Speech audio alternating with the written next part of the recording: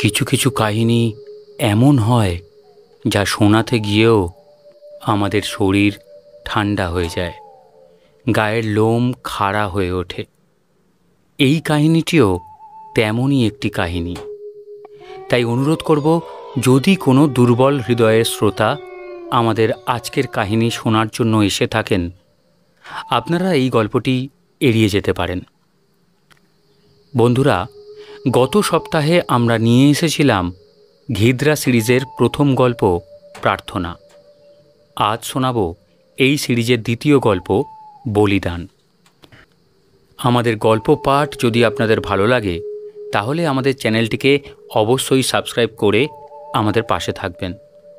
তাহলে শুনতে থাকুন আজকের গল্প বলিদান।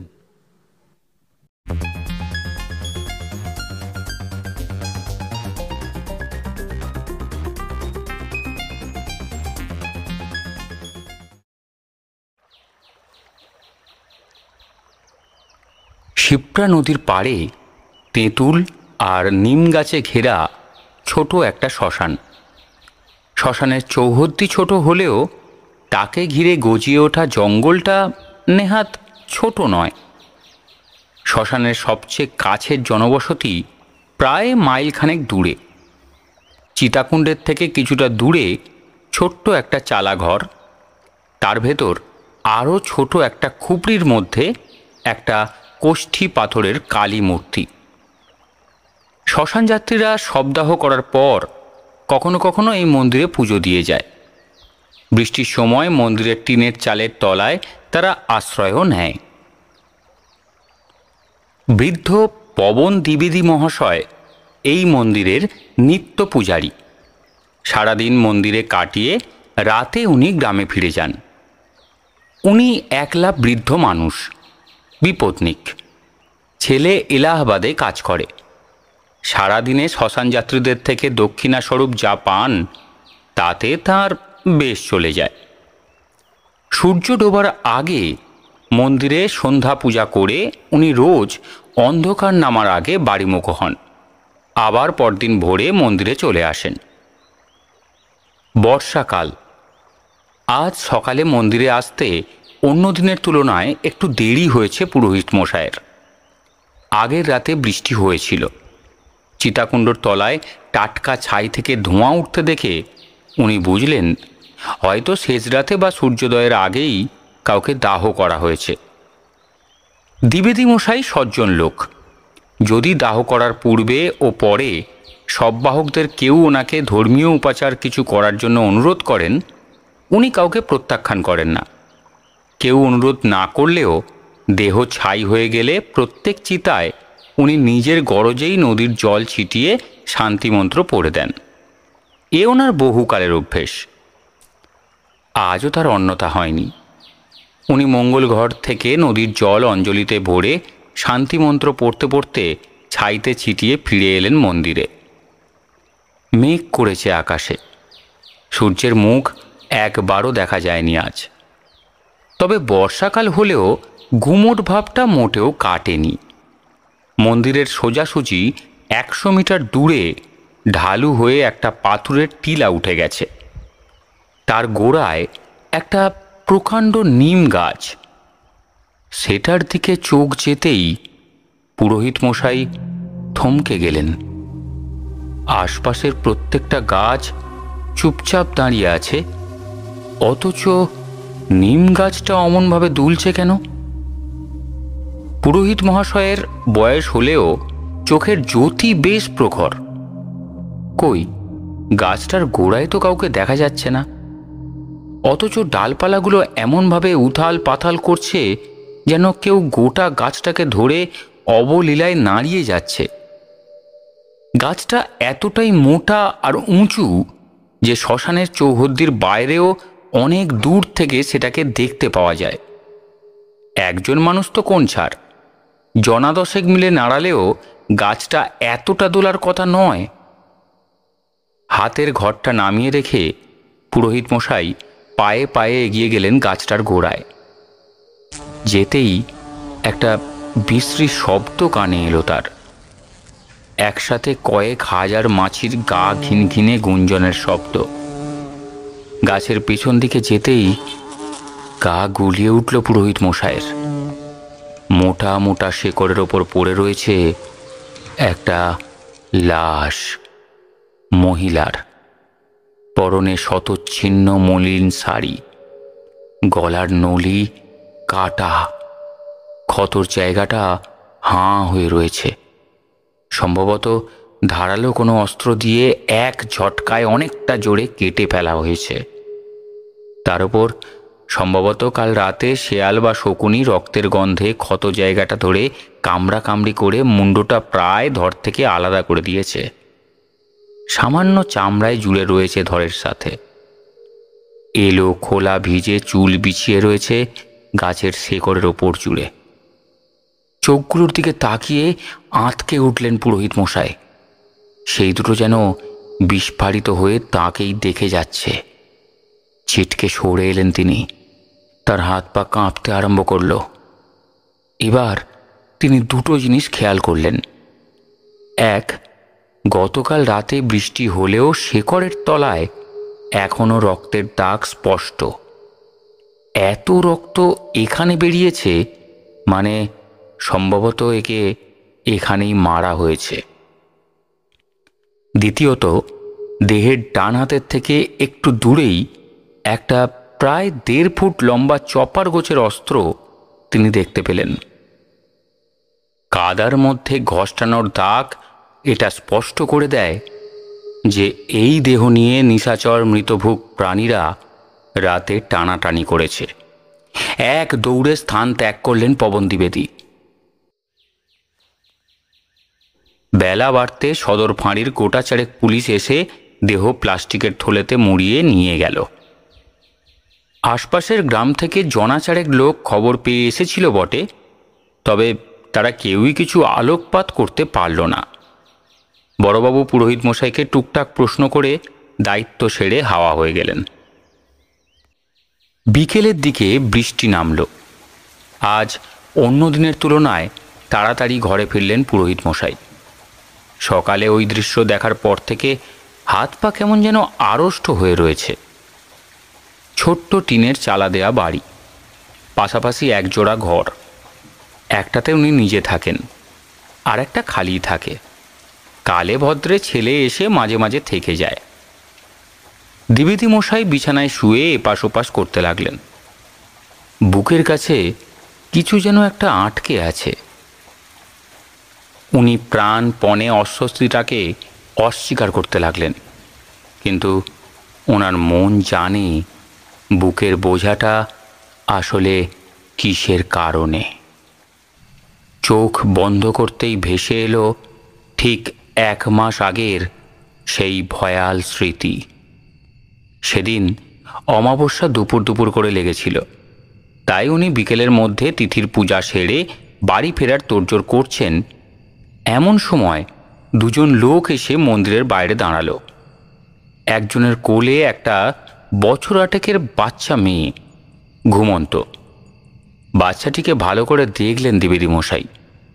সত্যিই সে ঘুমিয়ে আছে নাকি অন্য কিছুর ঘোরে নেতিয়ে রয়েছে ঠিক বুঝতে পারলেন না। সন্দেহ হলো দ্বিবেদী মশাইয়ের। পেছনের জন এগিয়ে এসে বলল, আজকের অমাবস্যায় তারা ডাকিনী তন্ত্র মতে চামুণ্ডার উদযাপন করতে চায়। তাদের হয়ে পূজা সম্পন্ন করে দিতে হবে। দ্বিবেদী মশাই প্রথমেই দুজনকে ভালো করে পর্যবেক্ষণ করে নিলেন। দুজনের একজনকেও ঠিক ভদ্রলোক বলা যায় না। সম্ভবত দুজনেই মাদকাসক্ত। উনি সাপ জানিয়ে দিলেন তন্ত্রমতে কোনো রকম উপাচার পালন করার মতো দক্ষ পুরোহিত উনি নন। তারা যেন অন্য জায়গায় তাদের পূজা সম্পন্ন করে। তারা বলল 20 মাইলের মধ্যে দ্বিতীয় কোনো শ্মশান নেই। তাদের এই পূজা শ্মশানকালীর মন্দির ছাড়া সম্পন্ন করা অসম্ভব। তারা দুজনেই পাউরির নেশায় অনেক টাকা হেরেছে। পরের পাউরিতে যাতে তারা জেতে, তাই তাদের গুরুর নির্দেশে তারা এই পূজা সম্পন্ন করতে চায়। বাচ্চাটাকে দিয়ে কি হবে? উনি শক্ত গলায় প্রশ্ন করেন। মা চণ্ডিকার পূজা ভোগ ছাড়া অসম্পূর্ণ থাকে। 8 বছরের ব্রাহ্মণের সন্তান মায়ের ভোগের জন্য আদর্শ। বুকে রক্ত হিম হয়ে গেল দ্বিবেদী মশাইয়ের। এরা নরবলি দিতে চায়? আমি মন্দির বন্ধ করে দিয়েছি। আপনারা কারা এবং কি মতলবে এসেছেন আমি তা জানি না, কিন্তু আমি আপনাদের পুজো করব না, আর এই পাপ আপনাদেরও করতে দেব না। রুখে দাঁড়ালেন দ্বিবেদী মশাই। ওনার শরীর যদিও বয়সের ভারে দুর্বল, কিন্তু উনি সাত্ত্বিক মানুষ, জীবনে কখনো মিছে কথা বলেননি। হঠাৎ কিছু বুঝে ওঠার আগেই সামনের জন দ্বিবেদী মশাইকে দিল এক মোক্ষম ধাক্কা। পাথুরে মেঝের ওপর ছিটকে পড়লেন বৃদ্ধ। সন্ধ্যার আবছা আলোয় ঝোলা থেকে লোকটা টেনে বের করল একটা প্রায় 2 হাত লম্বা চকচকে ইস্পাতের খাঁড়া। তুই পুজো না করলে সবার আগে তোর মাথা দিয়ে ওই চণ্ডিকার অভিষেক করব। হাড় জিরজিরে লোকটার গলার কাছে ঝুলে পড়া চর্বি থরথর করে কেঁপে উঠল। ভয়ে জমে গেলেন দ্বিবেদী মশাই। খোলা হলো মন্দির, জ্বলে উঠল যজ্ঞকুণ্ড। রাগে, আতঙ্কে, দুঃখে পূজার মন্ত্র সব যেন তালগোল পাকিয়ে গেল ওনার মাথার মধ্যে। যজ্ঞের আগুনের কম্পমান আলোয় পাথরের মূর্তি নিশ্চল হয়ে দাঁড়িয়ে রইল। বাচ্চাটিকে শোয়ানো হলো কুণ্ডের পাশে। দ্বিবেদী মশাই প্রাণপণ মা কালীকে আকুতি করে যেতে লাগলেন, যেন এই সময় কোনো শবযাত্রীর দল শ্মশানে আসে। ফুটফুটে বাচ্চাটা প্রাণে রক্ষা পাবে। গৃহীত হলো না ওনার প্রার্থনা। জগত্তারিণী এই নৃশংস হত্যালীলা হতে দেখেও পাথর হয়েই দাঁড়িয়ে রইলেন। দ্বিবেদী মশাই হাত জোর করে মিনতি করলেন যে তিনি পূজা সম্পন্ন করে দিয়েছেন, অন্তত বলি নিবেদন যেন তার চোখের সামনে না করা হয়। এই বয়সে তিনি এই বীভৎস দৃশ্য দেখতে পারবেন না। এক ধাক্কা মেরে দ্বিবেদী মশাইকে মন্দিরের বাইরে বের করে দেওয়া হলো। উনি পেছন দিকে না তাকিয়ে ঘুটঘুটে অন্ধকারে জঙ্গলের মধ্যে দিয়ে যত জোরে সম্ভব দৌড়তে আরম্ভ করলেন। বৃষ্টি নামলো ঝমঝমিয়ে। বৃদ্ধ কিছুটা গিয়ে বুক ধরে বসে পড়লেন। চারদিকে কালো জঙ্গলের দেয়াল ঘুটঘুটে অন্ধকারে যেন তাকে গিলতে আসছে। তার আর একটুও নড়ার ক্ষমতা নেই। বুকের ভেতরে ফুসফুসটা যেন শুকিয়ে গেছে, আর একটুও শ্বাস টানার ক্ষমতা নেই তার। অতটুকু একটা শিশু থাকে কিনা। হঠাৎ পায়ের আওয়াজ, কাদার মধ্যে একসাথে অনেকজনের এগিয়ে আসার শব্দ। মুখ তুলে তাকালেন দ্বিবেদী মশাই। দূরে গাছের ফাঁক দিয়ে কয়েকখানা আলোর বিন্দু চোখে পড়ল, আর তারপর সমবেত কণ্ঠস্বর, রাম নাম শ্মশান যাত্রীর দল। লণ্ঠন হাতে একদম সামনে যে জনৈক ব্যক্তি হাঁটছিলেন, দ্বিবেদী মশাই তার পায়ের কাছে গিয়ে হামলে পড়লেন। শ্মশান যাত্রীদের অনেকেই এর আগে বহুবার এসেছেন শ্মশানে, কাজেই দ্বিবেদী মশাইকে চিনতে তাদের অসুবিধে হলো না। উনি হাঁপাতে হাঁপাতে তাদেরকে সব বললেন। গোটা তিনেক সবল চেহারার জোয়ান ছেলে দ্বিবেদী মশাইয়ের সাথে আগে আগে শ্মশানের পথে এগিয়ে গেল। মন্দিরের সামনে এসে দ্বিবেদী মশাই দেখেন চারিদিকে ঝিমঝিমে নিস্তব্ধতা। জনমানবহীন শ্মশানে শুধু ঝিঁঝির ডাক আর টুপটাপ বৃষ্টির শব্দ।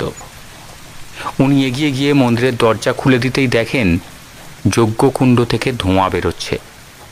আগুন নিভে গেছে, আর ভেতরটা খাঁখা ফাঁকা।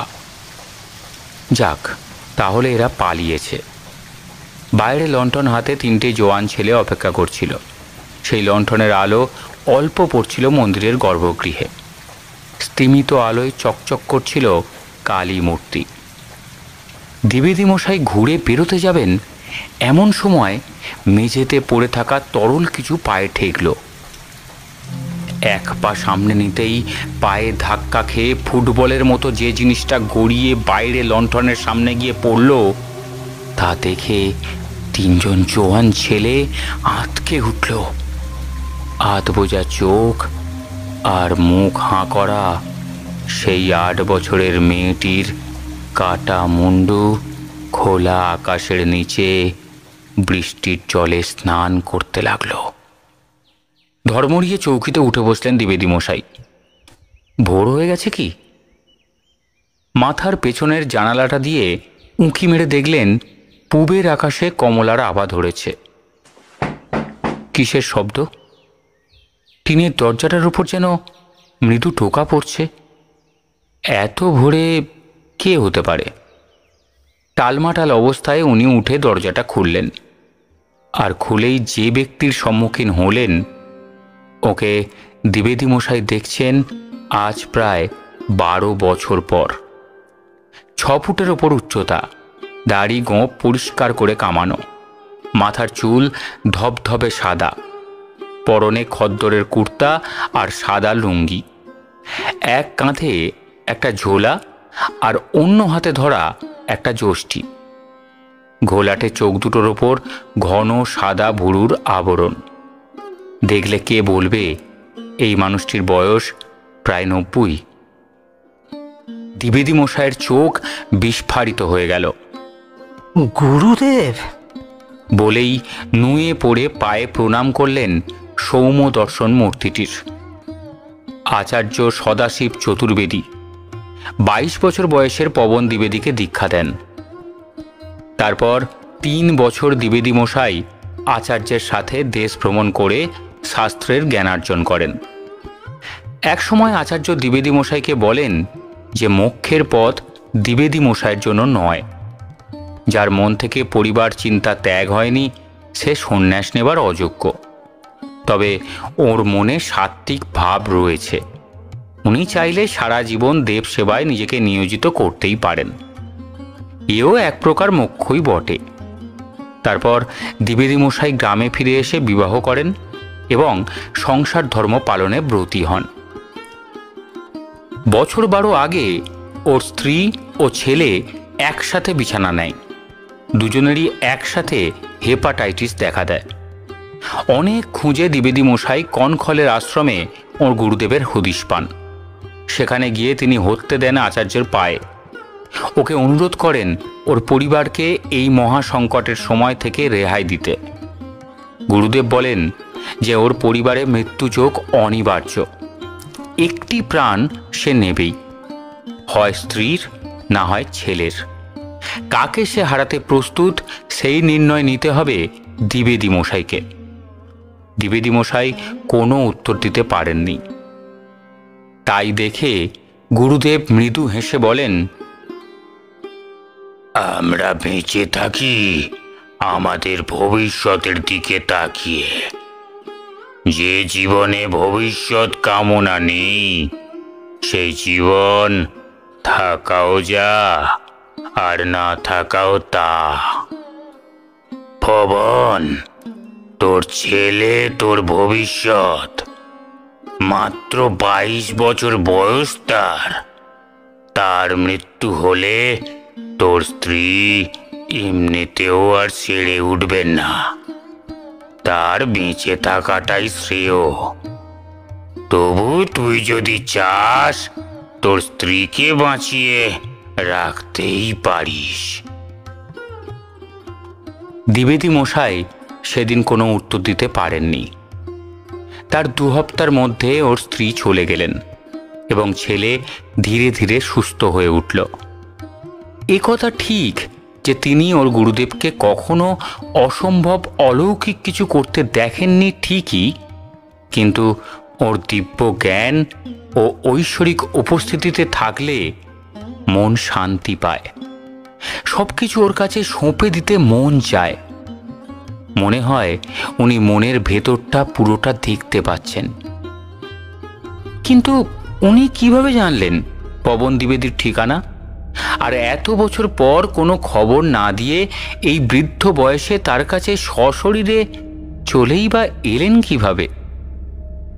গুরুদেব খানিকক্ষণ ঘোলাটে চোখে চেয়ে রইলেন দ্বিবেদী মশাইয়ের দিকে।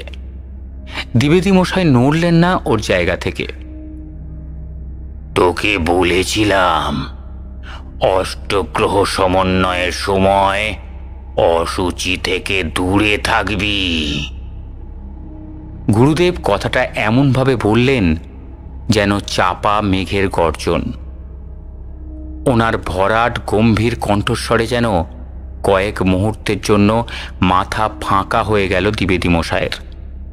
পরক্ষণেই নিজেকে সামলে নিয়ে গুরুদেবকে ঘরের ভেতরে নিয়ে এলেন দ্বিবেদী মশাই। তার মনে পড়ল আজ থেকে 24 বছর আগে আষাঢ়ের অমাবস্যায় অষ্টগ্রহ সমন্বয় হয়েছিল। উনি রুদ্রপ্রয়াগের আশ্রমের ঠিকানা থেকে একটা চিঠি পেয়েছিলেন গুরুদেবের। সেখানে তিনি বর্ণনা করেছিলেন যে অমাবস্যায় অষ্টগ্রহ সমন্বয় এমন এক মহাজাগতিক ঘটনা যা জ্যোতিষশাস্ত্রের সবচেয়ে অশুভ সময় হিসেবে গণ্য করা হয়। এই সময়ে মৃত ও অমৃত লোকের মধ্যেকার পথ হয় সবচেয়ে সুগম। তাই অপশক্তিরা চেষ্টা করে অধম জগৎ থেকে উত্তম জগতের পথে নিজেদের উত্তরণ ঘটানোর। গুরুদেব এও লেখেন দ্বিবেদী মশাই কুম্ভ রাশি তুলা লগ্নের জাতক, তাই ওর এই সময় যে কোনো অশুভ কিছুর থেকে নিজেকে বাঁচিয়ে রাখা উচিত। কেন তা তিনি বলেননি। কিন্তু গুরুদেব, আপনি এত দূর থেকে হঠাৎ, আর আমার ঠিকানাই বা আপনি পেলেন কিভাবে? দ্বিবেদী মশাই গুরুদেবের পায়ের কাছে মেঝেতে বসলেন। গুরুদেব বসলেন চৌকিতে। কাঁধের ঝোলাটা পাশে নামিয়ে রেখে বৃদ্ধ বলতে শুরু করলেন। বহু বছর হয়ে গেল রাতে আমার ঘুম প্রায় হয়ই না, কিন্তু গত পরশুর আগের দিন রাতে বেশ ঘুম পেল। কনখলের আশ্রমে জায়গার অভাব নেই, তাই আমার শোবার জন্য সেবায়িতরা একটা বড় ঘর ছেড়ে দিয়েছিল। কতক্ষণ চোখ লেগেছিল খেয়াল নেই। হঠাৎ যেন দেখলাম জঙ্গলে ঘেরা একটা শ্মশান, কাতারে কাতারে চিতা জ্বলছে সেখানে। গোধূলির আলোয় বোঝার উপায় নেই সময়টা ভোর না সন্ধে। তার মধ্যে দেখলাম ছোট্ট একটা মন্দির, চিতার ধোঁয়ায় ঢেকে গেছে চারিদিক। সেই ধোঁয়ার মধ্যে দেখলাম তোকে। তুই পূজার ডালি সাজিয়ে মন্দিরে ঢুকছিস, তারপর প্রদীপ জ্বালিয়ে যে মুহূর্তে মন্ত্রোচ্চারণ শুরু করলি সেই মুহূর্তে থামলেন গুরুদেব, কাশলেন। ওর শ্বাস চড়ে গেছে। সেই মুহূর্তে কি হলো গুরুদেব? দ্বিবেদী মশাইয়ের গলায় কৌতূহল মিশ্রিত ভয়। দেখলাম তুই মন্ত্রোচ্চারণ শুরু করার সাথে সাথে তোর মাথাটা ফেটে টুকরো হয়ে ছড়িয়ে পড়ল মন্দিরের মেঝেতে। আমি লাফিয়ে উঠে বসলাম। দৌড়ে এলো সেবায়িতরা। ডাক্তার ডাকা হলো। রক্তচাপ তুঙ্গে উঠে গেছিল। বড়ি লিখে দিলেন উনি, তার সাথে ঘুমের ওষুধ। কিন্তু মনটা খচখচ করতে লাগলো। তোকে শেষ যে ঠিকানায় চিঠি লিখেছিলাম সেটা ছিল আমার কাছে। একজন তরুণ সেবায়িতকে নিয়ে সকালেই বেরিয়ে পড়লাম। রেলে উজ্জয়িন, তারপর স্টেশন থেকে বাসে মঙ্গলগাঁও। সেখানে কাল রাতে রাত্রিবাস করে আজ শেষ রাতেই বেরিয়ে পড়েছিলাম মাধবগড়ের উদ্দেশ্যে। আমায় তোদের গ্রামের দোরগোড়ায় পৌঁছে সেবায়িতটি ফিরে গেছে। দ্বিবেদী মশাইয়ের শির দাঁড়া দিয়ে ঠান্ডা রক্তের স্রোত নেমে গেল। হঠাৎ যেন ভয়ে গলার কাছটা শুকিয়ে গেল ওনার। তোকে সাবধান করেছিলাম, এই সময়টা বড্ড খারাপ বাছা। এই সময় যে কোনো অশুভ কিছুর থেকে দূরে থাকবি। কিন্তু আমি তো নিয়মিত ওই মন্দিরে পুজো করি, এছাড়া তো কিছু অশুভ। দ্বিবেদী মশাই গুরুদেবের কথা কেটে বলতে গেলেই গুরুদেব তাকে হাত তুলে থামিয়ে দিলেন। আমি যেমন মন্দিরের বর্ণনা দিলাম তেমন। দ্বিবেদী মশাই ভয়ে ভয়ে ঘাড় নাড়লেন। এরপর গুরুদেব যে কাজটা করলেন সেটা এমন সময় একটু বেখাপ্পাই লাগলো দ্বিবেদী মশাইয়ের। উনি নিচু হয়ে দ্বিবেদী মশাইয়ের শরীরের খুব কাছে এসে লম্বা শ্বাস টানলেন। তারপর চোখ বুজে সোজা হয়ে বসলেন। তুই বিকট কোনো অপশক্তির সংস্পর্শে ছিলি বিগত কয়েক ঘন্টার মধ্যে। নাক জ্বলে যাচ্ছে তোর গায়ে তাদের গন্ধে। এটাই তার অস্তিত্বের সবচেয়ে বড় প্রমাণ। তুই দুর্বল রাশির জাতক, তোর উপর তাদের প্রভাব পড়বে সবচেয়ে বেশি। দ্বিবেদী মশাই ধুম মেরে বসে রইলেন। খানিকক্ষণ সেভাবে থাকার পর আজ সকালে গাছের তলায় মহিলার লাশ পাওয়ার ঘটনাটা বর্ণনা করলেন। শুধু লাশ? সে তো শ্মশানে তুই রোজই দেখিস। আর কিছু অস্বাভাবিক চোখে পড়েনি? দ্বিবেদী মশাই ভেবে বললেন, সম্ভবত মহিলাকে শ্মশানেই আগের দিন রাতেই মারা হয়েছে, গলায় ধারালো অস্ত্রের কোপ মেরে। আজ সকালে যেন দেখলাম সব গাছ নিথর হয়ে দাঁড়িয়ে আছে, অথচ ওই একটাই গাছ যেন ঝড়ের ঝাপটা খাওয়ার মতো করে দুলছে।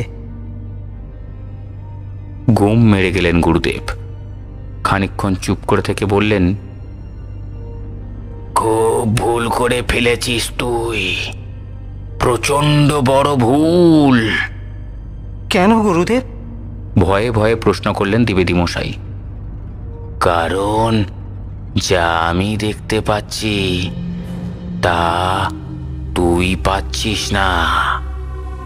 গুরুদেব মাথা নিচু করে নিলেন। তিনি ভুলেও পবন দ্বিবেদীকে বললেন না যে এতক্ষণ তার পেছনের টিনের দেয়ালে পবন দ্বিবেদীর একটার বদলে পাশাপাশি দুটো ছায়া পড়ছিল। দ্বিতীয় ছায়াটি একজন মহিলার।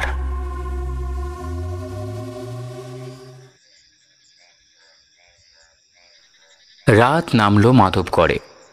গ্রামটির জনসংখ্যা মেরে কেটে 100-150। বন জঙ্গলে ঘেরা জনবসতিটি সূর্য ডুবলেই নিঝুম হয়ে যায়। গ্রামে বিজলি আছে বটে, কিন্তু কাছাকাছি সাবস্টেশন না থাকায় ভোল্টেজের অবস্থা প্রায় সারা বছরই শোচনীয় থাকে। একটা বই দুটো বাতি জ্বলে না কারোর ঘরেই। রাত 8টায় সেঁকা বাজরার রুটি আর ছোলার সবজি খেয়ে দুই বৃদ্ধ দুই ঘরে শুয়ে পড়লেন। গুরুদেবকে নিজের ঘরটা ছেড়ে দিয়ে নিজে পাশে ছেলের ঘরে শুয়েছেন দ্বিবেদী মশাই। কিন্তু ঘুম নেই আচার্য সদাশিব চতুর্বেদীর চোখে। রাত কটা হবে বোঝার উপায় নেই। চৌকি থেকে উঠে বসলেন তিনি। কৃষ্ণপক্ষ চলছে। আজ বোধহয় ত্রয়োদশী। 88 বছর বয়স হলেও হাঁটা চলায় কোনো অসুবিধা হয় না তার। চোখের দৃষ্টি কিছুটা ঝাপসা হয়ে এলেও দিব্যি চশমা ছাড়া চলে যায়। দরজাটা খুলে বাইরের দাওয়ায় এসে দাঁড়ালেন গুরুদেব।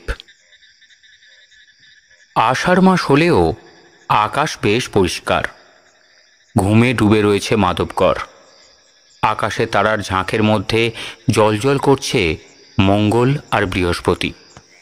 বাকি গ্রহগুলি দেখা না গেলেও তারা যে পৃথিবীর সমান্তরালে এসে গেছে সে বিষয়ে কোনো সন্দেহ নেই। ব্যাঙ ডাকছে আশপাশের ঝোপ জংলার মধ্যে থেকে। হঠাৎ ব্যাঙের ডাক ছাপিয়ে আর একটা শব্দ গুরুদেবের কানে এলো। কান খাড়া করলেন বৃদ্ধ। চাপা কোঁকিয়ে কান্নার আওয়াজ। শিরদাঁড়া টান করলেন গুরুদেব। শব্দটা আসছে তার পাশের ঘর থেকে। ওই ঘরেই শুয়েছেন পবন দ্বিবেদী। ঘন সাদা ভুরু দুটো কুঁচকে গেল গুরুদেবের। দরজা ভেজিয়ে ঘরে এসে ঢুকলেন উনি।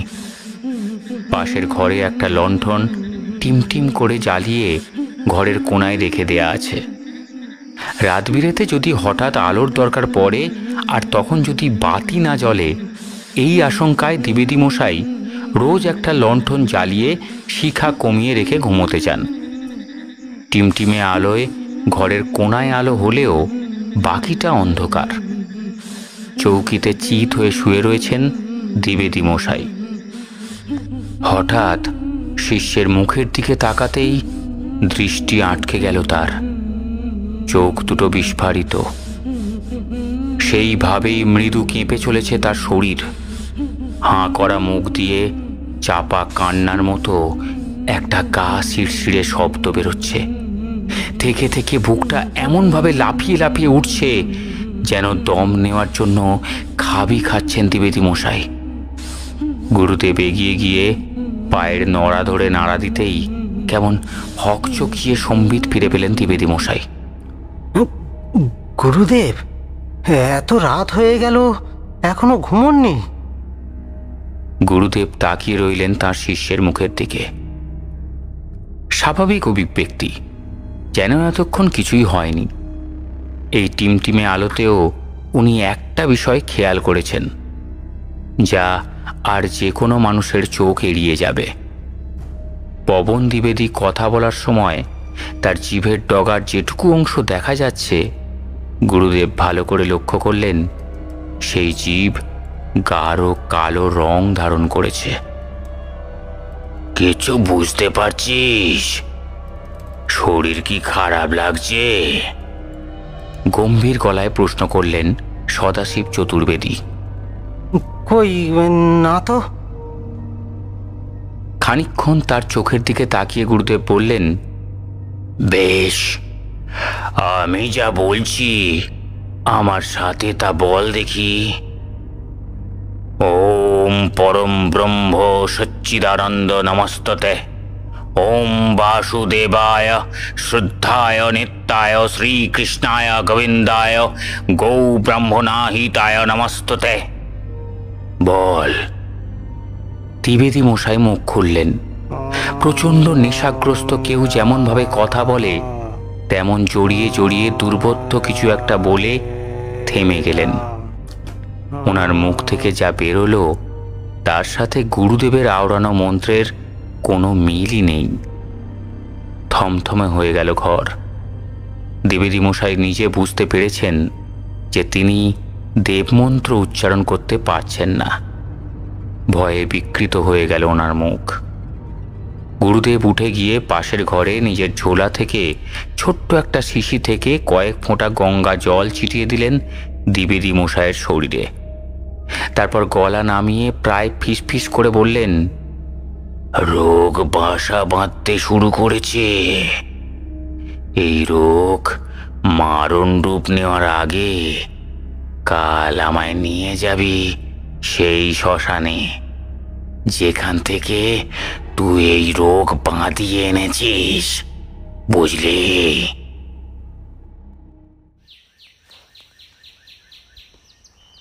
আত্মিক যোগ বড় জটিল ব্যাপার। একে পুরোপুরি ব্যাখ্যা করা অতি বড় বিদ্বানের পক্ষেও সম্ভব নয়। চিকিৎসা শাস্ত্রে বলে, ছোঁয়াচে রোগের সংস্পর্শে থাকলে রোগ সবসময় না হলেও তার কিছু কিছু লক্ষণ শরীরে দেখা দিতে বাধ্য।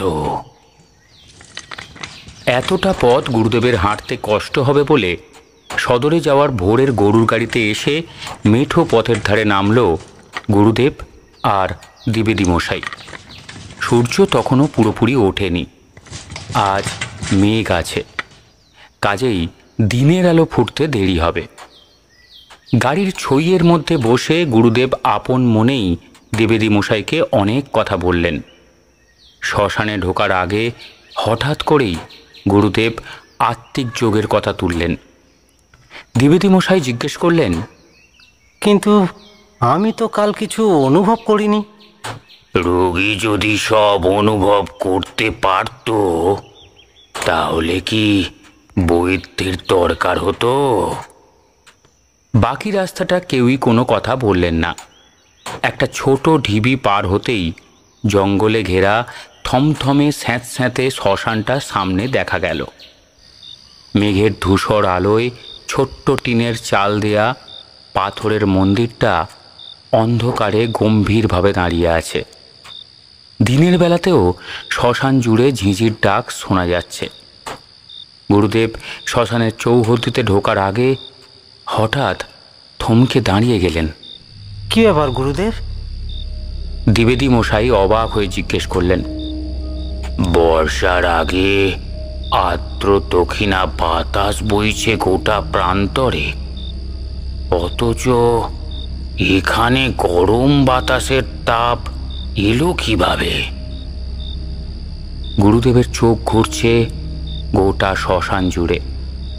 দ্বিবেদী মশাই তাকিয়ে দেখলেন চিতাকুণ্ডের কাছে জনা কয়েক জড়ো হয়েছে। ধোঁয়ার কুণ্ডলা দেখে বুঝলেন কিছুক্ষণ আগে হয়তো কাউকে দাহ করা হয়েছে। চিতা নেভেনি তখনও। হয়তো চিতা জ্বলছে বলে তার গরম বাতাস এসে লেগেছে আপনার গায়ে। ঘাড় নাড়লেন গুরুদেব। মুখে কোনো উত্তর না দিয়ে কিছু একটা বিড়বিড় করতে করতে শ্মশানের চৌহদ্দির ভেতর পা রাখলেন। আজ যেন কেমন একটা দম বন্ধ আবহাওয়া। মেঘ বিরাজ করছে, কিন্তু এমন থমথমে দম আটকে আসা অনুভূতি তো কোনোদিন হয় না। মন্দিরের মুখোমুখি 100 মিটার দূরে ঢালু হয়ে একটা পাথুরের টিলার নিচে প্রকাণ্ড নিম গাছটা আজ নিথর হয়ে দাঁড়িয়ে রয়েছে। দুজনের তার সামনে এসে দাঁড়ালো।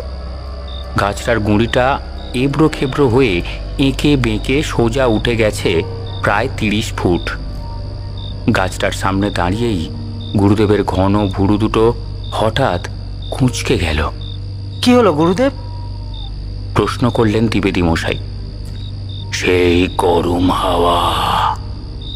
তারপর দ্বিবেদী মশাইয়ের দিকে ঘুরে হঠাৎ গলা চড়িয়ে দিয়ে বললেন, তুই দূরে থাক, দূরে থাক, কাছে আসবি না, তুই কাছে আসবি না গাছের, দূরে থাক, আরো দূরে যা, আরো দূরে। হক চকিয়ে দ্বিবেদী মশাই পেছনে সরে এলেন। গুরুদেব খানিকক্ষণ ঠায় দাঁড়িয়ে রইলেন গাছের সামনে। তারপর ঝোলার ভেতর থেকে একটা ছোট্ট শিশি বের করে সাদা চকের গুঁড়োর মতো দেখতে কোনো একটা পদার্থ গুড়ির চারপাশে ছড়িয়ে গণ্ডি কেটে দিলেন। তারপর ফিসফিস করে বললেন, যদি তুমি কোনো অতৃপ্ত আত্মা হও বা বিদেহী সত্তা হও, যে কষ্টে রয়েছে, মুক্তির অপেক্ষায় রয়েছে, তাহলে আভাস দাও। চারিদিক চুপচাপ। গাছের পাতায় পাতায় ঝিঁঝির ডাক, চিতার শেষ কাঠের টুকরো পোড়ানো আগুনের ক্ষীণ শব্দ, দূরে নদীর ঢেউয়ের মৃদু কলকল। এছাড়া কোনো শব্দ কানে এলো না। গুরুদেব খানিকক্ষণ গাছের দিকে তাকিয়ে থেকে এক পা করে পেছনে চলে এলেন। নিম গাছ যেমন ছিল তেমন ভাবেই দাঁড়িয়ে রইল। যদি আভাস পাওয়া যায়, কিভাবে আমরা তা বুঝবো? গুরুদেবকে প্রশ্ন করলেন দ্বিবেদী মশাই। এই সাদা বিভূতির গণ্ডি রক্তবর্ণ ধারণ করবে।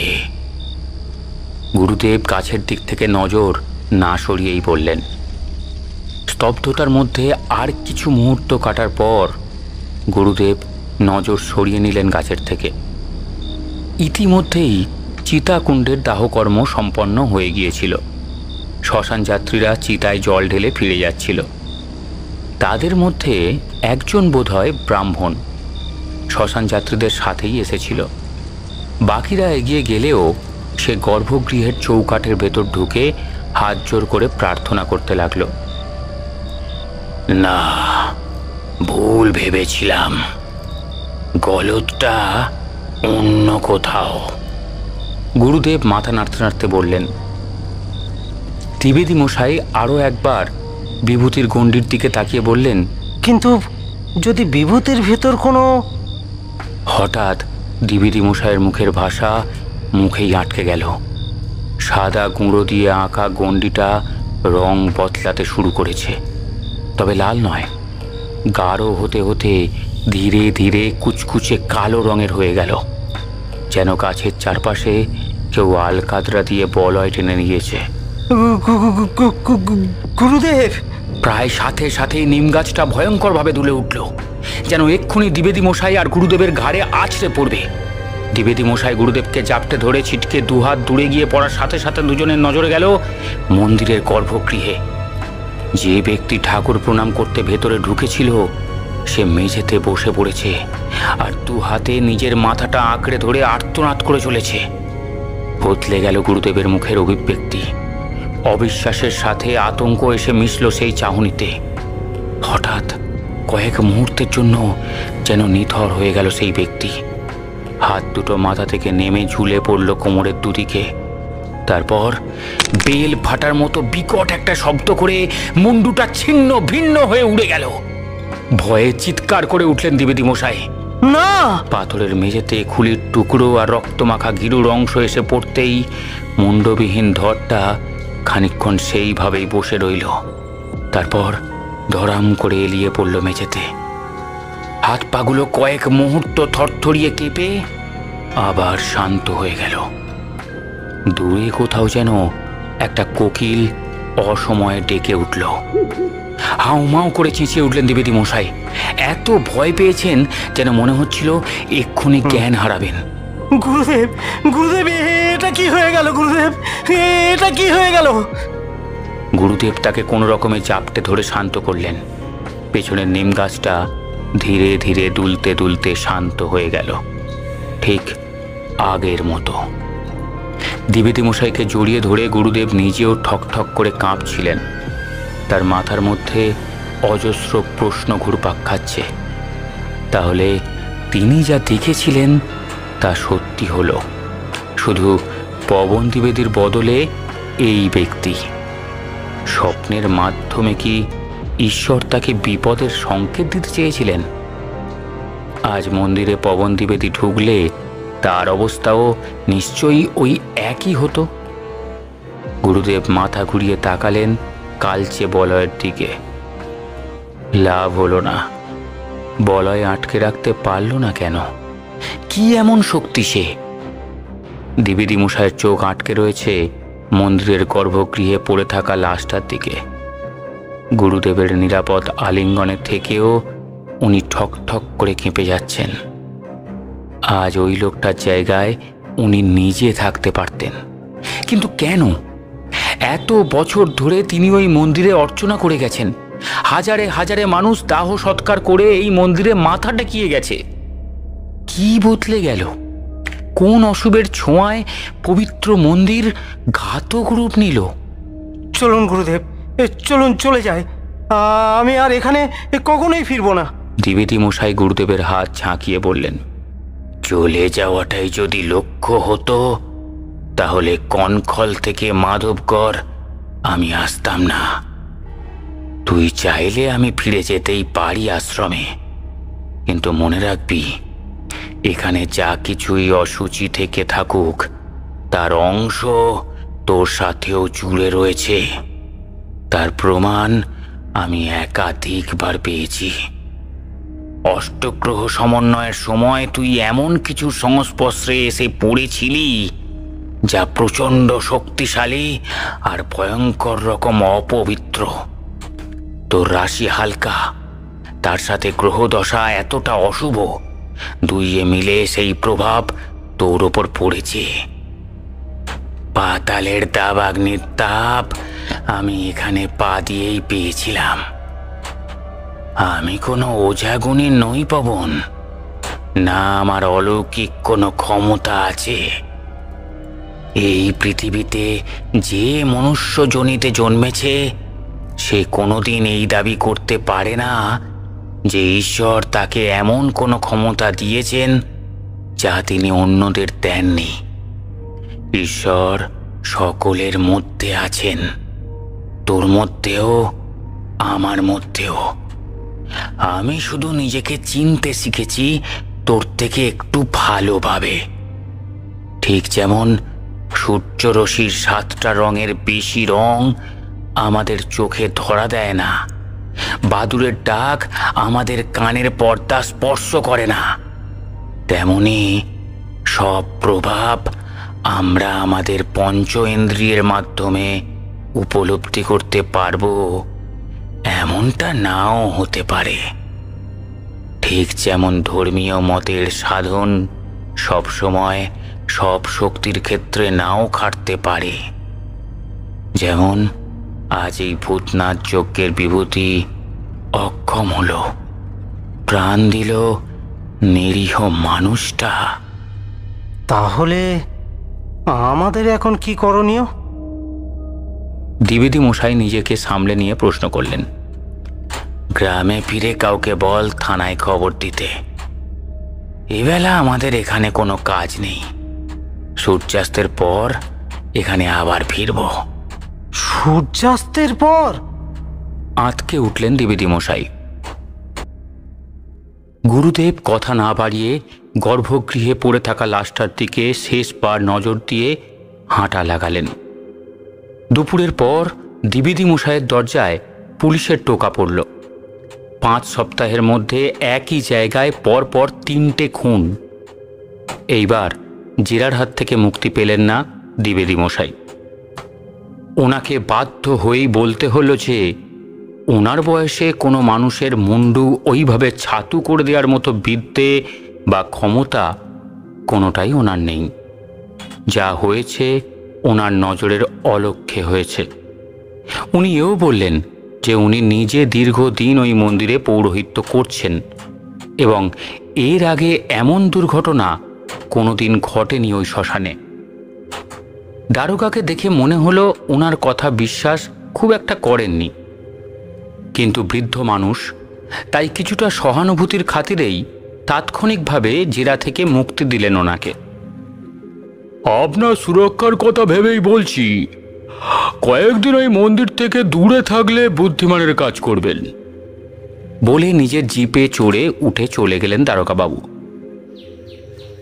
সকালের ওই দৃশ্য দেখার পর 2 বৃদ্ধের কারোরই খাওয়ার ইচ্ছে খুব একটা ছিল না। তবু নামমাত্র কিছু খেয়ে গুরুদেব চৌকিতে শুয়ে রইলেন। দ্বিবেদী মশাই চাটাই পেতে শুলেন মেঝেতে। চোখ জড়িয়ে এসেছিল গুরুদেবের, বোধহয় খানিক ঘুমিয়েও পড়েছিলেন। হঠাৎ একটা বিশ্রী শব্দে ঘুম ভাঙল। একটা চাপা খ্যানখ্যানে কুৎসিত খিলখিলে হাসির আওয়াজ। চোখ খুলতেই গুরুদেব দেখলেন বাইরে সূর্যের আলো ঢলে গেছে। নিচে মুখ হাঁ করে দ্বিবেদী মশাই ঘুমোচ্ছেন। তাহলে কি তার মনের ভুল? এতটা ভুল শুনবেন উনি? খুপড়ি জানলা দিয়ে পড়ন্ত বেলার এক ফালি লালচে আলো ঘুমন্ত দ্বিবেদী মশাইয়ের মুখে পড়ছে। হঠাৎ চোখ বন্ধ অবস্থাতেই দ্বিবেদী মশাইয়ের ঠোঁট দুটো ফাঁক হয়ে গেল। খিলখিলিয়ে হেসে উঠলেন পবন দ্বিবেদী। পবন! চেঁচিয়ে উঠলেন গুরুদেব। ধর্মড়িয়ে উঠে বসলেন দ্বিবেদী মশাই। উদ্ভ্রান্তের মতো কয়েক সেকেন্ড এদিক ওদিক তাকিয়ে গুরুদেবের দিকে তাকাতেই মুখের অভিব্যক্তি স্বাভাবিক হলো। ও, আপনি ঠিক আছেন? আমি ভাবলাম বুঝি। উত্তর দিলেন না গুরুদেব। গম্ভীরভাবে তাকিয়ে রইলেন তার পুত্র সমশিষ্যের মুখের দিকে। প্রভাব বাড়ছে ক্ষণে ক্ষণে, তা তিনি বেশ বুঝতে পারছিলেন। যত তাড়াতাড়ি সম্ভব এর প্রতিকার করতে হবে, কিন্তু নিজের মনে সদাশিব চতুর্বেদী বেশ জানেন এই অদ্ভুত বিপদের প্রতিকারের উপাচার তার জানা নেই। যে শক্তিকে শনাক্ত করাই সম্ভব হয়নি তার অসিদ্ধতা তিনি কিভাবে নিশ্চিত করবেন? সূর্য ডোবার আগে দুজনে বেরিয়ে পড়লেন। লক্ষণ গাড়োয়ানকে বলা ছিল, যথাসময়ে তার গরুর গাড়ি নিয়ে হাজির হয়ে গিয়েছিল। ছইয়ের মধ্যে বসে গুরুদেব চোখ বুজে মাথাটা পেছনে হেলিয়ে রাখলেন। তিনি জানেন আজ তার সবচেয়ে বড় হাতিয়ার হবে বুক ভরা সাহস। শ্মশানের সামনে যখন তারা পৌঁছলেন তখন আকাশের গা থেকে সূর্যের শেষ আলোটুকুও প্রায় মুছে গেছে। শ্মশানে ঢোকার কোনো ফটক নেই, তবু গাছের গুঁড়ি ফেলে ঢোকার মুখটা আটকানো হয়েছে। সম্ভবত এটা পুলিশের কাজ। 3 দুর্ঘটনার পর তারা আপাতত শ্মশান বন্ধ রাখার সিদ্ধান্ত নিয়েছে। এদিক দিয়ে গুরুদেব। দ্বিবেদী মশাই পাশ কাটিয়ে দক্ষিণের দুটো ইউক্যালিপটাস গাছের ফাঁক দিয়ে গুরুদেবকে নিয়ে প্রবেশ করলেন। মন্দিরটা অন্ধকারে খাঁ খাঁ করছে। গর্ভগৃহের দুয়ার খোলা, অন্ধকারে মিশে গেছে ভেতরের কোষ্ঠী পাথরের কালী মূর্তি। মেঘ করে এসেছে আকাশে, কিন্তু গুমোট একটা আবহাওয়া। কিছুটা দূরে দেখা যাচ্ছে ফাঁকা চিতাকুণ্ডটা, কিছুটা ছাই পড়ে রয়েছে নিচে। কোনো ভস্মীভূত মানুষের দেহাবসাস যে ক্ষণকাল আগেও বেঁচে ছিল, তার সমস্ত আশা আকাঙ্ক্ষাকে আঁকড়ে ধরে। এটাই কোনো লাভ হবে কিনা জানি না, তবু যদি কিছুটা কুপ্রভাব কমাতে পারে। বলতে বলতে গুরুদেব তাঁর শিষ্যের গলায় কাঁচের মতো স্বচ্ছ একটা মাদুলি পরিয়ে দিলেন। মাদুলি পরাতে গিয়ে গুরুদেবের ডান হাতের আঙুলগুলো দ্বিবেদী মশাইয়ের গলায় ঠেকল। এ কি, তোর গায়ে তো গরম হলো কি করে? গুরুদেব টর্চের আলো পবন দ্বিবেদীর মুখে ফেললেন। অন্ধকারে দাঁড়িয়ে রয়েছেন দ্বিবেদী মশাই। টর্চের আলোয় চোখ দুটো একটু কুঁচকে গেছে ঠিকই, কিন্তু ওনার চোখের মণি দুটো তো এতটা ছোট নয়। চোখ দুটো যেন কোটরের মধ্যে সংকুচিত হয়ে গেছে। পবন! দাঁড়িয়ে আছেন দ্বিবেদী মশাই নিম গাছটার দিকে পিঠ করে। তার পেছনের অন্ধকারে কিছু একটা নড়াচড়া করছে। কারোর মাথার লম্বা চুল, এক গোছা উড়ন্ত চুল সমেত একটা মহিলার ফ্যাকাশে মুখ হঠাৎ উঠে এলো দ্বিবেদী মশাইয়ের কাঁধের পাশ দিয়ে। শুয়ে যা! এক ধাক্কা মেরে গুরুদেব দ্বিবেদী মশাইকে মাটির ওপর ছিটকে ফেলে দিলেন। নড়ে উঠেছে নিম গাছটা, যেন রক্তের গন্ধ পাওয়া কোনো হিংস্র জানোয়ার ঘুম থেকে মাথা চাড়া দিয়ে উঠল শিকারের নেশায়। থরথরিয়ে কেঁপে উঠলেন গুরুদেব। অন্ধকার ফুঁড়ে বেরিয়ে আসা সেই মুখ, অত বীভৎস মুখ তিনি এর আগে কখনো দেখেননি। এক ঝলক দেখলেও সেই খুনের চাউনি তার সর্বাঙ্গ আতঙ্কে জমিয়ে দিয়েছে। নিম গাছটার ডালপালা কেমন অদ্ভুতভাবে নড়াচড়া করছে। ঝড়ে তো এমন হয় না, এক একটা ডাল তো এক এক দিকে দোল খায় না। গুরুদেব নিজের বুকে হাত দিয়ে চিৎকার করে ভূতনাথ মন্ত্র জপ আরম্ভ করলেন। মন্ত্রের দাপটে যেন প্রলয় ঘটে গেল গোটা শ্মশান জুড়ে। গাছটা প্রবলভাবে দুলে উঠল। কে তুমি? কি চাও? আত্মা, প্রেত, যক্ষ, রক্ষ, অপদেবতা, উপদেবতা? কে কে তুমি? হঠাৎ যেন সবকিছু শান্ত হয়ে গেল। গাছ দুলতে দুলতে থেমে গেল।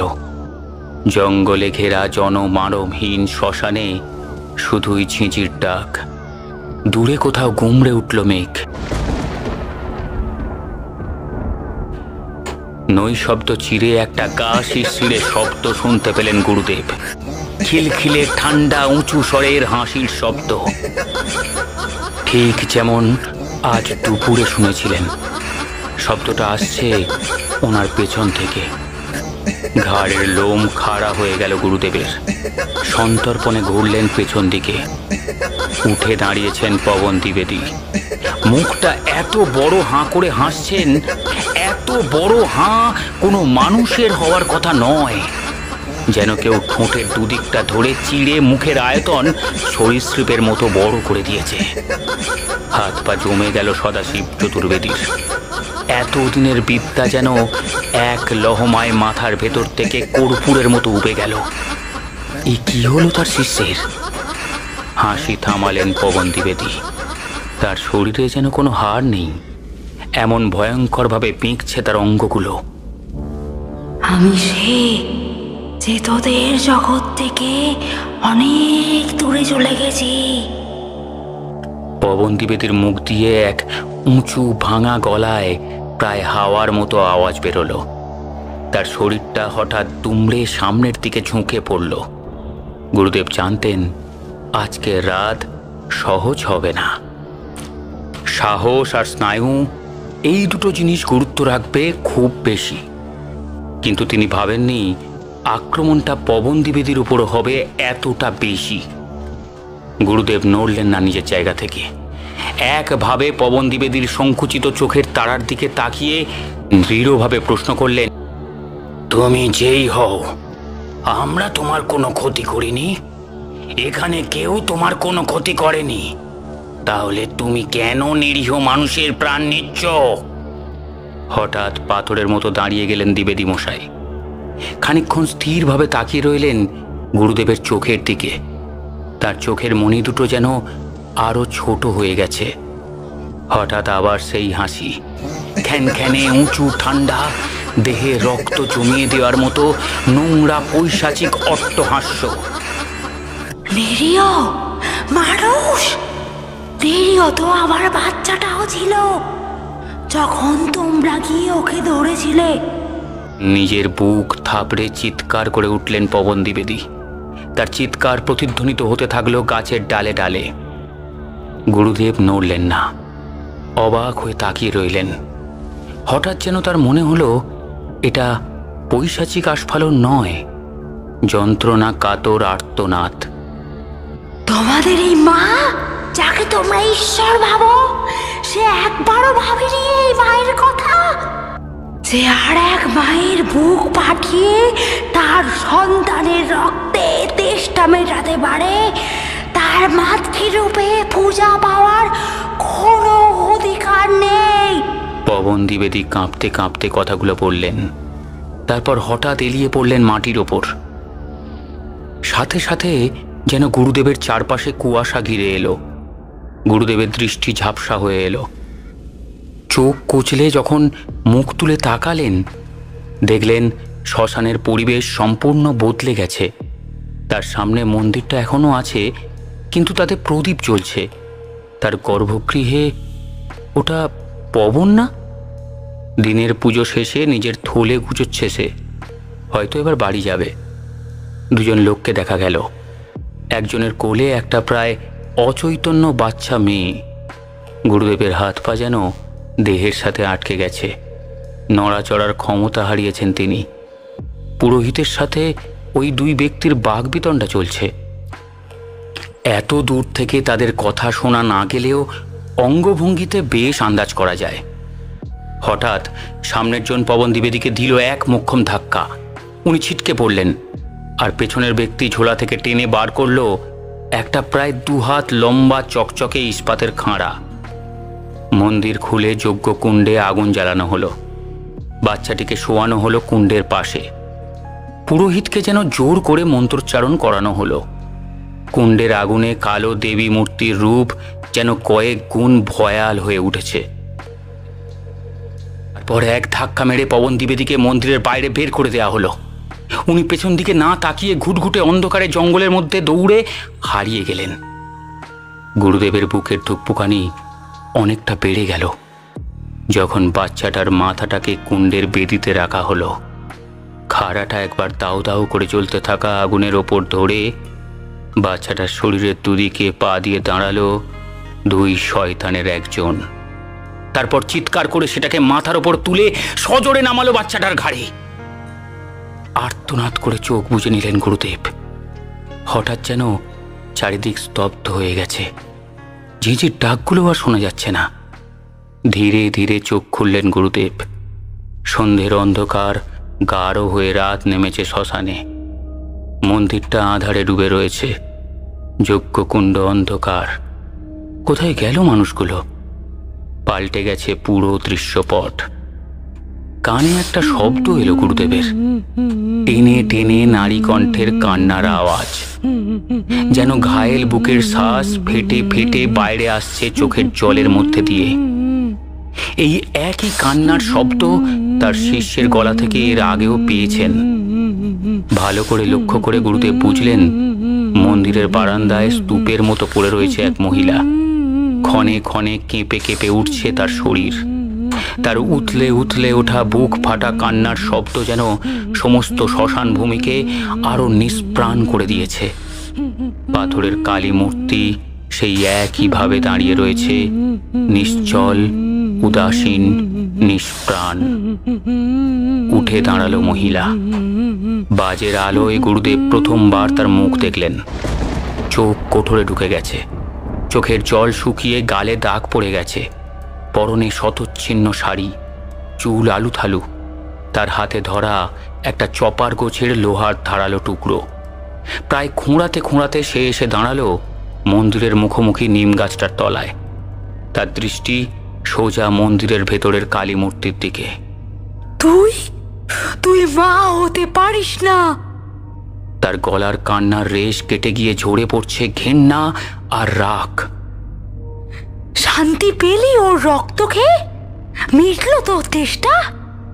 আমার মেয়েটাকে কারা এনেছে আমি জানি না, আমি শুধু জানি তারা তোর ওপর বিশ্বাস করে মেরেছে আমার মেয়েটাকে।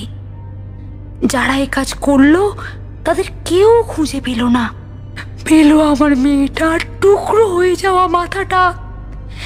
এই নৃশংসতা যদি তোর পুজো হওয়ার প্রথা হয়, তাহলে তোর পুজো পাওয়ার কোনো অধিকার নেই। ভগবান যদি তোর মতো হয়, তাহলে আমি নিজেকে সঁপে দিলাম শয়তানকে। আমি চলে যাচ্ছি তার কাছে। কিন্তু এই মন্দিরে যে তোর নাম নেবে, মন্ত্র পড়বে বা পূজা করতে যাবে, তার মৃত্যু হবে ভয়ঙ্কর। আমার মেয়ে যতটা কষ্ট পেয়ে শেষ হয়েছিল, তার থেকেও বেশি কষ্টের। তোর ঘোর বিরোধী শক্তি যদি জগতে কিছু থাকে, আজ থেকে আমি তার দাসী। তার কাছে আমি দিলাম নিজের বলিদান, আর আমার সমস্ত রাগ, ঘৃণা, কষ্ট আর চোখের জল আমি অঞ্জলি দিলাম তোর পায়ে। জঙ্গল কেঁপে উঠল বাজের আওয়াজে। মহিলা চপারটা নিয়ে নিজের গলায় বসিয়ে সজোরে মারল এক হ্যাঁচকা টান। মাংস কাটার একটা গা গুলিয়ে ওঠা শব্দের সাথে সাথে ফোয়ারার মতো ছিটকে বেরিয়ে এলো টাটকা রক্ত। হাঁ হয়ে যাওয়া গলনালীটার ভেতর দিয়ে কয়েক সেকেন্ড গলা ধরে ছটফট করল মহিলা। তারপর মাটিতে পড়ে দাপিয়ে উঠল শরীরটা। রক্তের ফোয়ারা ভিজিয়ে দিল নিম গাছটার গোড়া আর শেকড়। ধীরে ধীরে নেতিয়ে গেল মহিলার শরীর। বৃষ্টি নামল শ্মশানে। গুরুদেব পাথরের মতো তাকিয়ে রইলেন নিম গাছটার গোড়ায়। সেখানে এখন কিছুই নেই, কুয়াশা কেটে গেছে শ্মশানে। পেছনে ঘুরে দেখলেন অচৈতন্য অবস্থায় পড়ে রয়েছে পবন দ্বিবেদী। হাতে পায়ে জোর পেলেন গুরুদেব, ছুটে গেলেন তার কাছে। শরীরে হাত দিয়ে বুঝলেন শ্বাস পড়ছে, কিন্তু চেতনা নেই। ভিজে মাটির ওপর বসে পড়লেন গুরুদেব। এক অসহায় মায়ের শেষ সম্বলকে দেবীর ভোগে চড়িয়ে দেয়া হয়েছে। সেই জিঘাংসা জন্ম দিয়েছে এমন এক শক্তির, যা শয়তানের কাছে নিজেকে সঁপে দিয়েছে। মৃত্যুর যন্ত্রণার সাথে জুড়েছে পরমাত্মার প্রতি ঘেন্না আর শয়তানের প্রতি আনুগত্য। সব মিলে সৃষ্টি হয়েছে এমন এক অপদেবী, যে নিজের কষ্টে মলম লাগাতে মেতে উঠেছে এই মারাত্মক মারণ খেলায়। না, এক সন্তানহারা মায়ের ওপর তার সহানুভূতি আছে বই কি, কিন্তু যে পিশাচি রক্তের খেলায় মেতে উঠেছে, তাকে কিছুতেই এই হত্যালীলা চালাতে দেয়া যায় না। আজ অষ্টগ্রহ সমন্বয়ের অমাবস্যা। আজ দুই জগতের দুয়ার সবচেয়ে ভেদ্য। কাল সকালের মধ্যে অমাবস্যা ছেড়ে যাবে। যা কিছু করতে হবে আজ রাতেই। উঠে দাঁড়ালেন আচার্য সদাশিব চতুর্বেদী। বৃষ্টি এখনো নামেনি। চিতাকুণ্ডের কাছে রাখা কাঠের স্তূপ কিছুটা এনে রাখলেন নিম গাছটার গোড়ায়। বার্ধক্যের ফলে হাড়ের জোর কমে গেছে, তাই একটা দুটো করে কাঠের টুকরো গোল করে সাজালেন শেকড়গুলোকে ঘিরে। তারপর মন্দিরের ভেতর গিয়ে ঢুকলেন। পবিত্রতা বা কোনো রকম ঐশ্বরিক উপাচার এর বিরুদ্ধে কাজ করবে না, বরং যে কোনো ধরনের শুদ্ধাচার এই পিশাচির শক্তি বৃদ্ধি করতে পারে। এই মন্দিরের মাথা কুটে নিজেকে শয়তানের কাছে উৎসর্গ করেছে এই মহিলা। অপবিত্র হয়ে গেছে এই মন্দির। সেখানে শুদ্ধাচার করা মানে তাকে আরও শক্তি যোগানো। যে কারণেই ভূতনাথের বিভূতি কোনো কাজ করেনি আজ সকালে। যে নিজে বিদেহী আত্মা হওয়ার ঊর্ধ্বে গিয়ে অপদেবীর পর্যায়ে চলে গেছে, তাকে গণ্ডি দেওয়া শুধু কঠিন নয়, প্রায় অসম্ভব। গর্ভগৃহে ঢোকার আগে পায়ের জুতোটা খুলতে গিয়েও খুললেন না গুরুদেব। তারপর এদিক ওদিক হাতড়ে ঘিয়ের একটা ছোট্ট ঘড়া বের করে এনে কিছুটা ঢেলে দিলেন কাঠের টুকরোগুলো আর গাছের গুঁড়ির ওপর। তারপর আগুন লাগিয়ে দিলেন কাঠের গায়ে। আগুনের শিখা গাছের গুঁড়ি স্পর্শ করতেই যেন পায়ের তলার মাটি কেঁপে উঠল গুরুদেবের। শ্মশান কাঁপানো চিৎকারের সাথে সাথে দুলে উঠল নিম গাছটা। হঠাৎ একটা নিচু ডাল হাওয়ার ঝাপটার মতন সপাটে এসে মারল গুরুদেবের বাঁদিকের পাঁজরে। দুর্বল শরীরটা ছিটকে গিয়ে পড়ল প্রায় মন্দিরের বারান্দার কাছে। হাতে ধরা ঘিয়ের ঘড়াটা ফেটে গিয়ে চলকে ভিজিয়ে দিল গুরুদেবের সারা গা। কাঁধের ঝোলাটা ছিটকে পড়ে তার ভেতর থেকে বিভূতির শিশিটা খুলে গিয়ে চকের মতো বিভূতির গুঁড়ো ছড়িয়ে পড়ল বারান্দার সামনে। মাটিতে পড়েই গুরুদেব বুঝতে পারলেন বুকের বাঁ পাশটা যন্ত্রণায় ছিঁড়ে যাচ্ছে, সেই সাথে কঠিন হয়ে উঠছে শ্বাস নেওয়া। ডান হাত দিয়ে আঁকড়ে ধরলেন আঘাতের জায়গাটাকে। জোর করে দম টানতে গিয়ে কাশতে লাগলেন গুরুদেব। মুখটা নোনতা ঠেকতেই বুঝতে পারলেন মুখে এক ঝলক রক্ত উঠে এসেছে। গাছের তলার কাঠগুলো এলোমেলো হয়ে ছড়িয়ে পড়ে নিভে গেছে আগুন। শরীর ছেড়ে দিল গুরুদেবের। চিত হয়ে শুয়ে পড়লেন মাটিতে। অসহ্য যন্ত্রণায় কোমরটা নাড়াতে গিয়েও পারলেন না। আমি অনেক আগেই শেষ হয়ে গেছি। আবার সেই উঁচু ঠান্ডা ফ্যাসফ্যাসে গলার স্বর। গুরুদেব মাথা তুলে দেখলেন নিম গাছটার উঁচু একটা ডালের ওপর গুঁড়ি মেরে বসে রয়েছে আবছা এক নারী মূর্তি। ফ্যাকাশে রক্ত শূন্য মুখটা চিনতে পারলেন তিনি। এবার শেষ হবি তুই। খিলখিল করে হেসে উঠল সেই নারী মূর্তি। গুরুদেব প্রাণপণ চেষ্টা করলেন টেনে শ্বাস নেয়ার, কিন্তু ফুসফুস যেন মানতেই চাইল না। গলা বুজে আসছে রক্তের স্রোতে। সম্ভবত হৃৎপিণ্ড ফাটিয়ে ফেলেছে ওই মোটা ডালের সপাটে বাড়ি। চোখের দৃষ্টি ঝাপসা হয়ে এলেও দেখতে পেলেন সেই আবছা পিশাচি অবয়বকে। দোদুল্যমান গাছের নিচে নিথর হয়ে পড়ে আছে তার শিষ্য।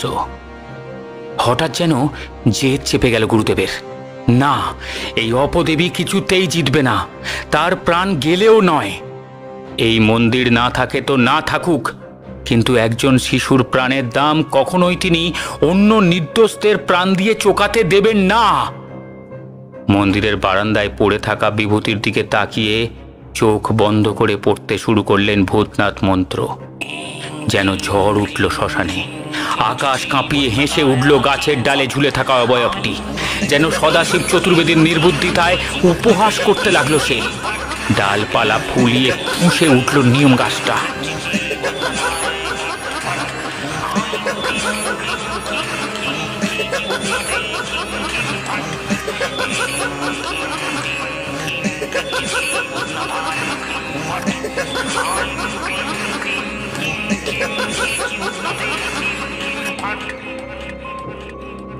আওয়াজ দাও। মাটিতে ছড়িয়ে থাকা বিভূতির দিকে তাকিয়ে চিঁচি করে বললেন গুরুদেব। যেই থাকো ওখানে, আওয়াজ দাও। দুয়ার খুলে দিয়েছি তোমার জন্য। আজ রাতেই সুযোগ, আওয়াজ দাও। পড়ে থাকা সাদা বিভূতির গুঁড়ো হঠাৎ একটু একটু করে রং বদলাতে শুরু করলো। সাদা থেকে গোলাপি, তারপর দেখতে দেখতে টকটকে লাল। ঝড়ের হাওয়ায় ধুলো উড়িয়ে মেঘের মতো ঘিরে দিল চারিদিক। হাওয়ার শব্দে কান পাতা দায়। হঠাৎ যেন সব শব্দ একসাথে থেমে গেল। থেমে গেল অট্টহাসি, শান্ত হলো ঝড়। গুরুদেব কি ঠিক শুনলেন? কচি স্বরে একটা করুণ ডাক। ধুলোর মেঘ সরতেই দেখা গেল মন্দিরের বারান্দায় দাঁড়িয়ে আছে একটা ছোট 8 বছরের মেয়ে। তার শরীরটা যেন একটু অস্পষ্ট, একটু ঝাপসা, কিন্তু মুখে চোখে অদ্ভুত লাবণ্য। টলটলে চোখ দুটোতে যেন কত ব্যথা লুকিয়ে। তার পেছনেই দাঁড়িয়ে আরেকটি ছায়ামূর্তি। চিনতে পারলেন গুরুদেব, কাল এই ব্যক্তি প্রণাম করতে ঢুকেছিল মন্দিরের ভেতরে। হঠাৎ যেন নিস্তব্ধতা গ্রাস করল গোটা শ্মশান প্রান্তরকে। থেমে গেল নিম গাছের দুলুনি। গুরুদেব ঘুরে তাকালেন গাছের ডালের দিকে। না, কেউ নেই সেখানে। সেই মহিলার অবয়বটি নিচে নেমে এসেছে গাছের গোড়ায়, ঠিক যেখানে তার লাশ পাওয়া গেছিল। ফ্যাকাশে নিষ্প্রাণ মুখটায় হঠাৎ পরিবর্তন এসেছে। কুটিল পিশাচি যেন আরও একবার মাতৃত্বের স্বাদ পেল। মেয়ের মা ডাকে। মেয়েটি দাঁড়িয়ে আছে একভাবে, তার দৃষ্টি আবছায়া মায়ের অবয়বের দিকে। সে আবার মাকে ডাকল, মা। মহিলার অবয়ব যেন হঠাৎ বিহ্বল হয়ে উঠল। এদিক ওদিক দেখতে থাকল, যেন কিছু খুঁজছে সে, প্রবল আগ্রহে, চরম উৎসাহে। কিন্তু যা খুঁজছে তা পাচ্ছে না। হঠাৎ তার অশরীরী বুক চিড়ে হাহাকার বেরিয়ে এসে চিড়ে দিল রাতের নিস্তব্ধতা। তাকে তুমি দেখতে পাবে না। গুরুদেব মাথাটা সামান্য তুলে বললেন, কারণ সে আর তুমি পরজগতের এক স্তরে নেই। তুমি স্বেচ্ছায় নরকে গমন করেছ, নিজের জন্য পাপের এই রাস্তা বেছে নিয়েছ। তাই সে তোমার সামনে দাঁড়িয়ে থাকলেও তুমি তাকে দেখতে পাচ্ছ না। তাই মৃত্যুর পরও তুমি তার সাথে মিলিত হতে পারোনি। আস্ফালন ভুলে আর্তনাদ করে উঠল পিশাচি। তার ফ্যাকাশে মুখ কুঁকড়ে গেল যন্ত্রণায়। আমি চাই না এভাবে থাকতে। যেভাবে হোক আমার মেয়ের কাছে ফিরিয়ে দাও আমায়। আমি ডাক শুনতে পাচ্ছি, কিন্তু আমার বাচ্চাকে কোথাও দেখতে পাচ্ছি না। তুমি ফিরিয়ে দাও আমায় তার কাছে, মুক্তি দাও আমায়। কথা বলতে কষ্ট হচ্ছে গুরুদেবের। তিনি বুঝতে পারছিলেন তাঁর সময় প্রায় শেষ। মেয়েটার মুখের দিকে তাকালেন একবার। কি করুণ সেই মুখ। সে তার মাকে দেখতে পাচ্ছে, কিন্তু জানা নেই সে ওইভাবে যাবে কি করে। কিন্তু এই অবস্থায় তার মাকে সে নিশ্চয়ই কখনো দেখতে চায়নি। মুক্তি তুমি পাবে না। মুক্তি তার হয় যে ইহলোক আর পরলোকের মাঝে আটকে আছে। তুমি স্বেচ্ছায় শয়তানের পথ বেছে নিয়েছ, কিন্তু তোমার মাতৃত্বের মর্যাদা আমি রাখব। আমার সময় সীমিত। তোমরা দুজনে আমার আধার বানিয়ে মিলিত হও। আমার আত্মার মাধ্যমে তোমরা স্পর্শ পাবে একে অপরের। কেউ জানবে না। আমি চলে গেলে আমার শরীর এই শ্মশানেই বিলীন করে দিও, যাতে তা কোনো রকম ধর্মীয় প্রণালীর স্পর্শে না আসে, যাতে আমার আত্মার মুক্তির ব্যবস্থা কেউ না করতে পারে। তোমরা মা সন্তান আমার বিদেহী আত্মাকে জড়িয়ে এক হয়ে থেকো।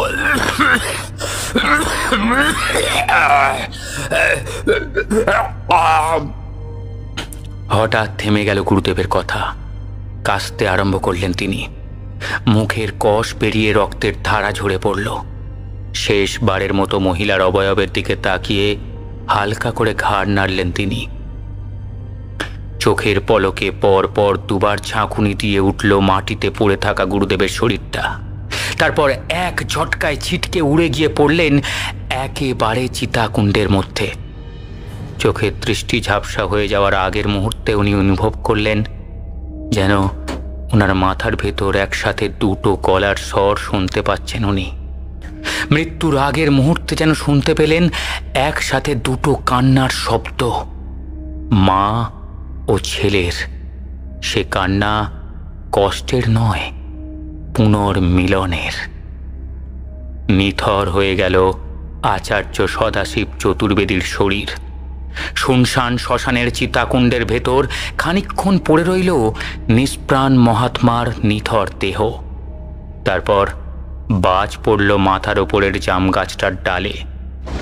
আগুন ধরে গেল তাতে। জ্বলন্ত এক টুকরো শুকনো পাতা এসে গুরুদেবের ঘিয়ে ভেজা কুর্তাতে স্পর্শ করতেই অল্প অল্প করে আগুন গ্রাস করে নিল বৃদ্ধের শরীর।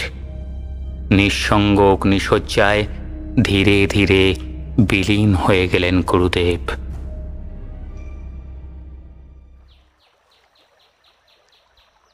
দ্বিবেদী মশায়ের যখন জ্ঞান ফিরল তখনও ভোরের আলো ফোটেনি। চোখের দৃষ্টি স্পষ্ট হতেই ধীরে ধীরে উঠে বসলেন তিনি। খানিকক্ষণ এদিক ওদিক তাকিয়ে খেয়াল হলো তিনি কোথায় আছেন। মাথায় অসহ্য যন্ত্রণা। কিন্তু এই শেষ রাত্রে তিনি এখানে এসে পড়ে রইলেন কিভাবে? কাল রাতে কি তাহলে তিনি বাড়ি ফেরেননি? অনেক চেষ্টা করেও মনে করতে পারলেন না গত কয়েকদিনের ঘটনা। মনে হলো যেন গুরুদেব এসেছিলেন তার বাড়িতে। সব যেন কেমন ঝাপসা হয়ে যাচ্ছে মাথার মধ্যে। তারপর মনে হলো না, ওনার সাথে দীর্ঘদিন সম্পর্ক নেই। উনি কীভাবেই বা আসবেন? হয়তো গুরুদেবের স্বপ্ন দেখেছিলেন। নিজের মনকে বোঝালেন দ্বিবেদী মশাই। সম্ভবত কাল সন্ধ্যাবেলা বাড়ি ফিরতে গিয়ে কোনো কারণে মাথা ঘুরে পড়ে গিয়েছিলেন উনি। না, প্রেসারটা একবার দেখাতে হচ্ছে। পূবের আকাশ লাল হয়ে আসছে। গা ঝাড়া দিয়ে উঠলেন দ্বিবেদী মশাই। মাথার যন্ত্রণাটা কমবার নাম নেই। পায়ে পায়ে হেঁটে গিয়ে মন্দিরের বারান্দায় গায়ের পাঞ্জাবিটা খুলে রাখলেন। আষাঢ় মাস হলেও ভ্যাপসা গরমের অনুভূতি হচ্ছে। বেশ কয়েকবার ডুব দিয়ে শিপ্রা নদীতে স্নান করলেন। উঠে গা মুছতেই অনেকটা সুস্থ বোধ হলো। হাতের ঘটিটায় নদীর জল ভরলেন। তারপর ঘাটে উঠে হাঁটতে হাঁটতে মন্দিরের সামনে এসে দাঁড়ালেন। চিতাকুণ্ডের তলায় একরাশ ছাই থেকে এখনও ধোঁয়া উঠছে। দ্বিবেদী মশাই মনে মনে ভাবলেন, নিশ্চয়ই কাল রাতে কাউকে দাহ করা হয়েছে। সব যাত্রীদের এত তাড়া যে চিতা পুরোপুরি নেভার আগেই তারা স্থান ত্যাগ করেছে। রোজকার স্বভাব মতন হাতের ঘটি থেকে অঞ্জলিতে করে জল নিয়ে নারায়ণের নাম নিয়ে শান্তি মন্ত্র জপতে জপতে উনি ছেটালেন ছাইয়ের উপর। ওম শান্তি, ওম শান্তি, ওম শান্তি। এই ভোরের বেলাতেও দূরে কোথাও কর্কশ শব্দে একটা শেয়াল ডেকে উঠল। হে ঈশ্বর! হঠাৎ আঁতকে উঠলেন দ্বিবেদী মশাই। চিতাকুণ্ডের ছাই শান্তির জলের স্পর্শ পাওয়া মাত্র টকপক করে লাভার মতো ফুটতে আরম্ভ করেছে। হঠাৎ গল গল করে একরাশ কালো ধোঁয়া ছিটকে বেরিয়ে গেল সেই ছায়ের গাদার মধ্যে থেকে। মর্মর শব্দ কানে যেতেই পেছন ফিরলেন দ্বিবেদী মশাই। আর বিস্ফারিত চোখে দেখলেন আঁধার ঘেরা মায়াবী ভোরের আলোয় দুলে উঠেছে মন্দিরের সামনের প্রকাণ্ড নিম গাছটা।